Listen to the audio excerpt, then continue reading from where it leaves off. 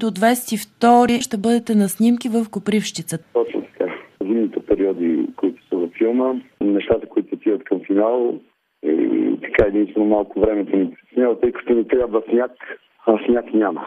Пролетта трябваше да снимаме в Розовата долина, в розови масиви, но тогава пък валя дъжд. И дълго време не можахме да влезем да снимаме, накрая се трябва да вали, но пък преминаха розите. Да те върна в самото начало. Как бе избран за ролята на Дякон Левски?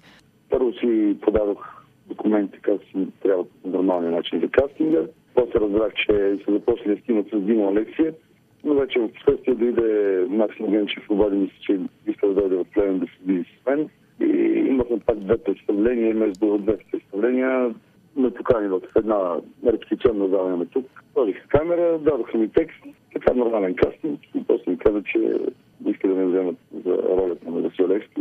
И аз много се радвах и така. Действително ти визуално имаш голяма прилика с Васил Левски. Не знам, то е специфично. В смисъл, с този портрет, който много е разпространен, може би имам някаква прилика, не знам.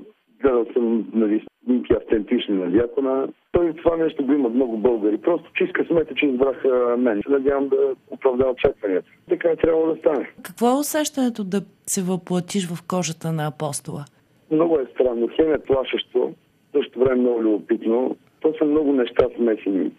Мисля, това не е обикновен образ. Мисията е различна тук и в големи крайности блъска цялата история. Се притеснявам, че това е доста голяма личност и наистина не може да опише така простичко с думички. Мисията ти е много отговорна. Ами точно за това, от тази гледна точка се притеснявам.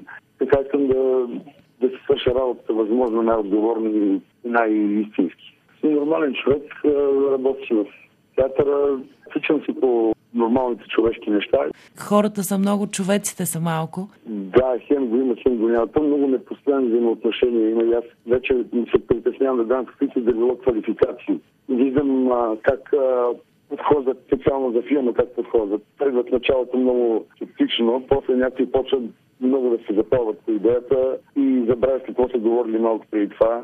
Просто като цяло така хората да имат едно становище и да го отстояват, но да са аргументирани в това, което мислят, а не просто защото така трябва да мисли някой. Успех на филма, който трябва да излезе тази година.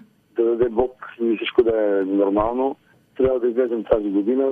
Пожелавам ти да бъдеш успешен актьор и най-вече да останеш добър човек.